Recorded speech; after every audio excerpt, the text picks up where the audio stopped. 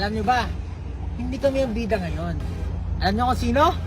Kilala niyo siya bilang lead singer at lead dancer ng SB19. Kasi alam nyo, si Stel, ano yan, sobrang napakasipag kahit dati nung nagsisimula pa lang kami, bago mabuo ang SB, kami kasi syempre medyo hindi namin kinaya yung pressure, pero nagstay siya.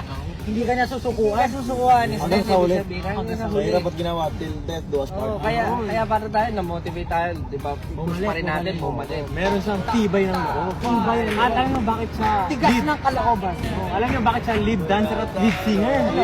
Kasi madalas nagli-lead siya sa practice na. Choreography, magpa-practice na. Sa practice na. Choreography, magpa-practice. Madalas siya ang nagli-lead. So meron siyang leadership.